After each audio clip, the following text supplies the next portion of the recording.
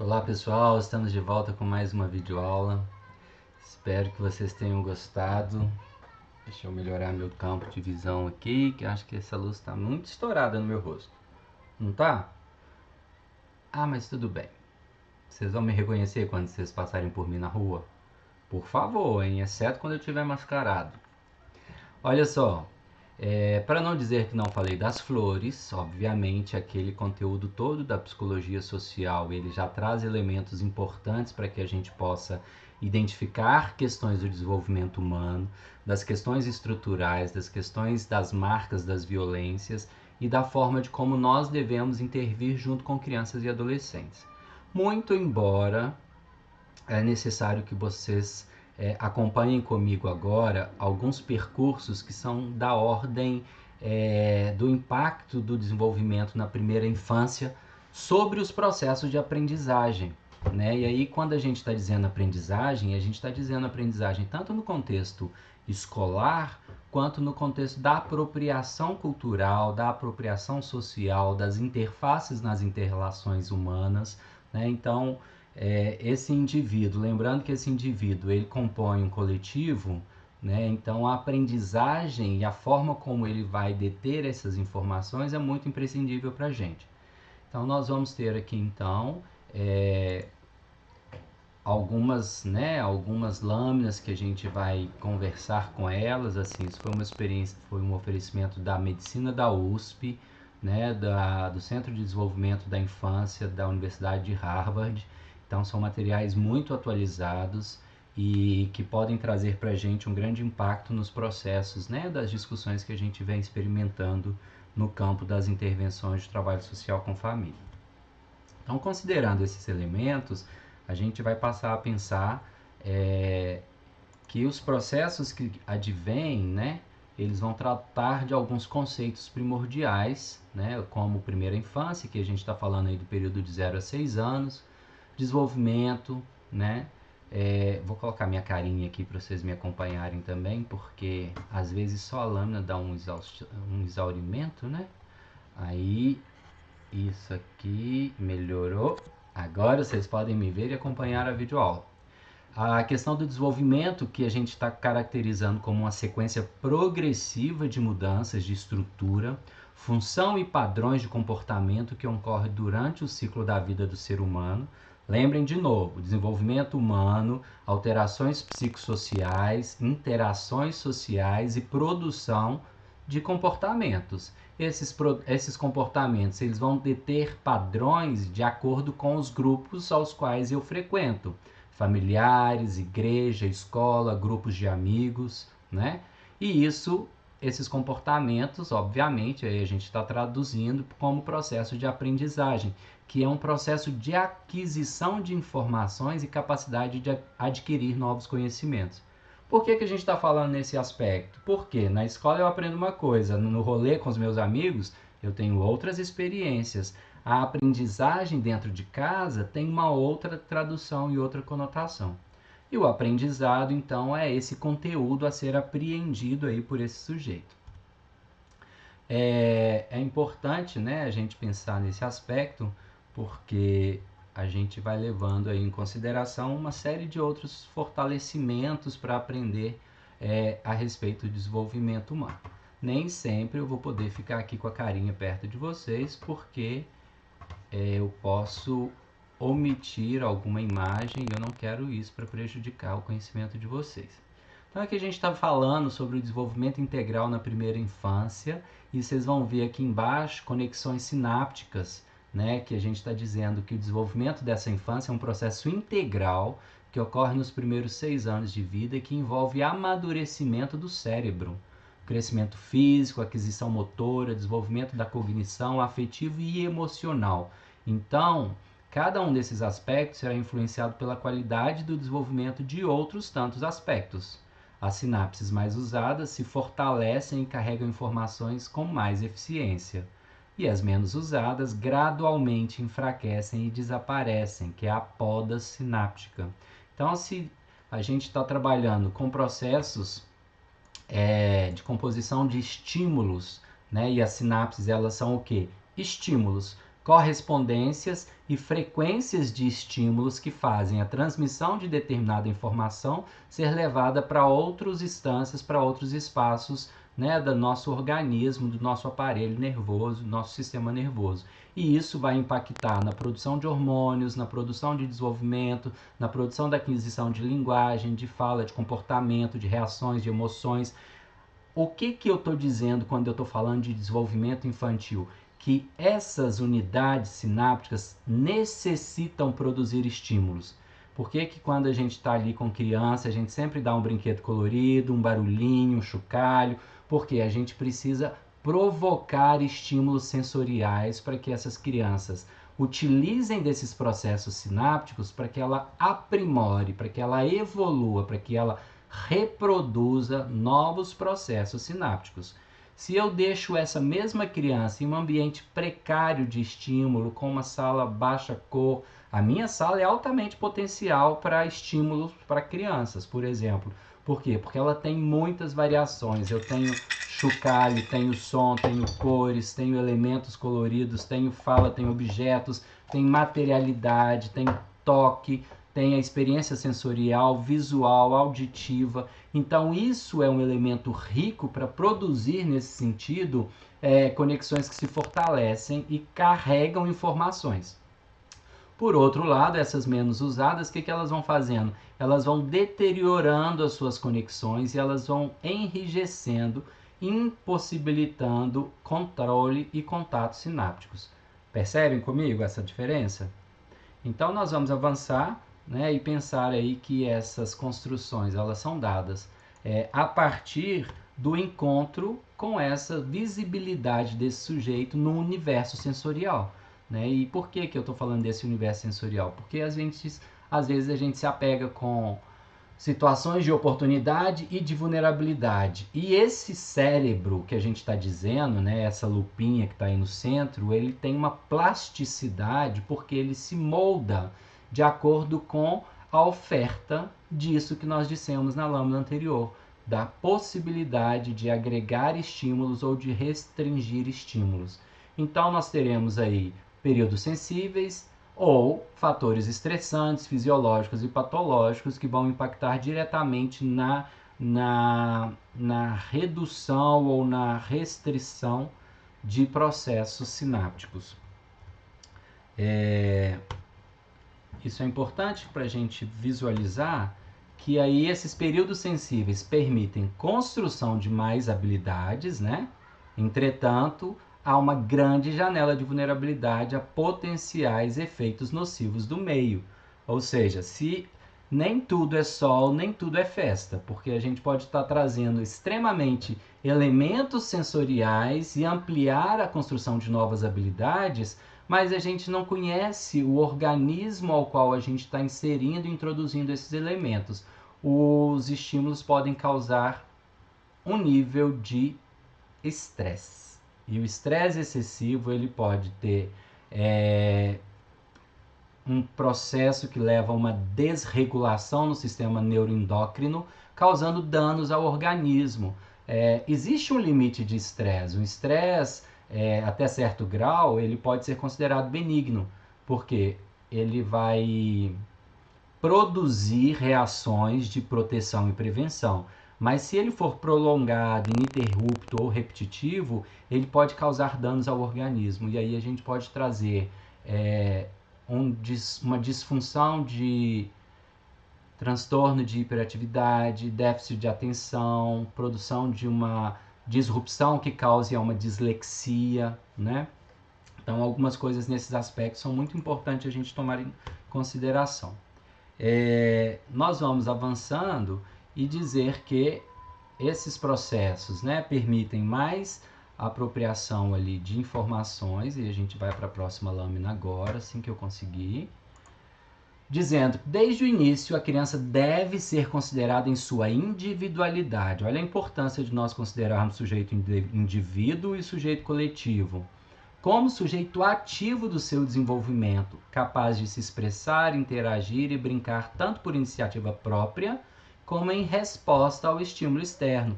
De novo, gente, a teoria da psicologia social não foge a esse princípio 2, Porque a gente está dizendo que existe uma necessidade do indivíduo operar no meio e o meio retroalimentar a experiência desse indivíduo. Então é necessário a promoção de ambientes familiares, escolares, focado na criança como um ser ativo, possibilitar que esse sujeito tenha autonomia de deliberação e escolhas, obviamente. Vamos voltar aqui. A gente está dizendo de um processo de uma criança que está inserida num contexto social regido por legislações, por regras e por limites. Inclusive, a contravenção dessas premissas pode causar, né, cisões, punições e processos que vão colocar esse indivíduo em cenários aos quais ele vai ter que responder por eles. Né? Então, não é porque a gente está ofertando um patamar de autonomia deliberativa para esse sujeito que significa que ele pode fazer tudo. Né? E aí a gente tem que trabalhar o princípio do limite com essas crianças. Nas quais ele se sinta seguro e onde sejam oferecidas situações nas quais ele possa explorar, brincar e adquirir gradativa autonomia e responsabilidade por suas ações, desde seus primeiros meses de vida.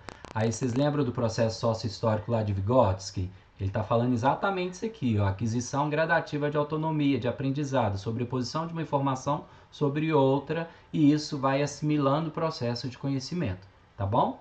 É importante a gente ter isso em mente para a gente não achar que tudo é festa, que a gente pode tudo com criança, porque ela precisa de desenvolver os processos de cuidado e aprendizagem pautados em restrições às quais a gente compreende dentro de uma sociedade que tem valores, princípios, normas e regras, tá bom? E aí então, no tópico 3, quanto mais cedo se investir no desenvolvimento da criança, maior será o retorno para ela e para a própria sociedade. O que nós temos hoje como uma grande dificuldade é que a gente não investe na prevenção. Né? Os aspectos primários hoje que nós temos de investimento, né? Muito embora Belo Horizonte seja uma cidade, né, exemplo em inserção escolar em idades iniciais, nós temos uma grande evasão em idades fundamental e médio. Né? E aí é uma briga que tem do município com o estado, porque aí a gente está falando de níveis de gerenciamento de gestão, né? Ora município, estado e união. Nesse sentido, os aspectos formativos eles deveriam ser sincronizados, paulatinos e gradativos para que nós pudéssemos fomentar e oportunizar que essas crianças tivessem desenvolvimento regular e evolutivo. Né? E aí, com isso, a gente tem uma série de precarizações nas ofertas. Quais são os motivos, então, que justificam isso? O cérebro com maior plasticidade nos primeiros anos de vida. Cada conteúdo aprendido de uma etapa de vida serve de base para o aprendizado na seguinte. Vocês lembram Vygotsky? Lembra de novo. Crescimento das distâncias de conhecimento e habilidades a longo prazo. Né? Então, a gente tem ali, quanto menor o intervalo entre uma oferta e outra, mais habilidades essa criança vai ter em adquirir, né, novos aprendizados. Quanto maior o déficit produzido, mais custoso é remediá-lo. Então, se a gente tem ali uma avaliação psicomotora, uma avaliação psicopedagógica, uma vivência que a gente está já determinando que esse sujeito pode ter um prejuízo funcional nas suas habilidades de aquisição de informações, nós vamos estar onde com esse sujeito? Em qual cenário que a gente vai visualizar para poder fazer uma intervenção no seu grupo familiar, uma intervenção na rede de saúde, na rede de escola, para poder consolidar uma intervenção que seja integral, porque a gente já entendeu que a psicologia e ou assistência social ou a política de assistência social não é uma política integral, ela é uma política complementar, inclusive nos seus níveis de complexidades. Né? A gente propõe uma integralidade quando todo esse aparato de ofertas do Estado estão acessíveis para esses usuários, favorecendo assim então a aquisição de modos educacionais, de modos de operacional no campo da saúde, de modo a sua retaguarda socioassistencial, né? E isso sim é a produção da integralidade. Eu insisto em dizer isso porque existem linhas de pensamentos que dizem que nós somos política integral. E aí eu convido essa pessoa a fazer essa reflexão comigo, porque a integralidade pressupõe a ampla autonomia desse sujeito de estar e operar em todos os campos da sua vida de forma integralizadora. Entretanto, nós estamos dizendo que nós somos complementares exatamente porque existem engrenagens que elas fogem ao nosso controle. Então, nós precisamos articular intersetorialmente, articular interseccionalmente entre os pares, entre os grupos vulneráveis, criar redes de apoio, criar estruturas de suporte institucional. Percebem comigo? Então, esses são elementos fundamentais para nós compreendermos essas experiências. E aí a gente continua aqui, né?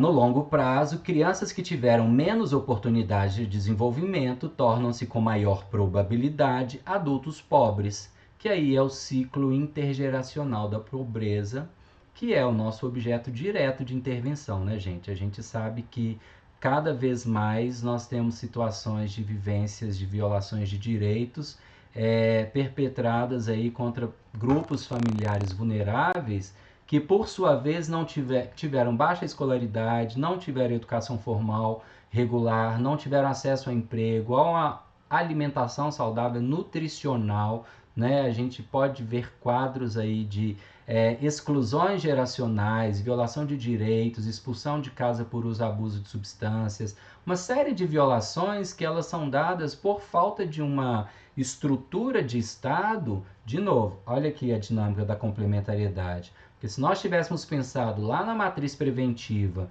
que o Estado ele também é capaz e responsável de ofertar as garantias mínimas para que a criança esteja na escola, quando o adolescente ele esteja em centros desportivos, de cursos, aprendizagem, auxiliares, capacitação formal para o mercado de emprego, que tenha condições de acessar uma universidade pública, ou seja, por via de cotas ou por via da sua pontuação no Enem, que ele tenha uma segurança nutricional e alimentar. Então essas são estruturas de base. A gente não pode esquecer também da mobilidade, da proteção urbana, né, de direito à moradia. Essas questões, elas todas impactam naquele processo inicial que a gente estava falando ali do desenvolvimento neurocognitivo, que pode produzir tanto sinapses favoráveis, né, com ampliação de estímulos por causa de um cérebro de maior plasticidade, como também um grande prejuízo, um severo prejuízo neurocognitivo motor,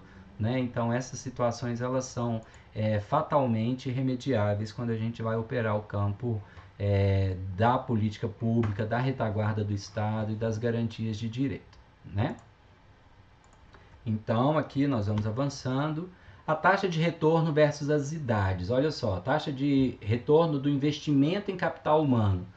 Quanto maior investir, olha lá o ponto, creche de 0 a 3 anos.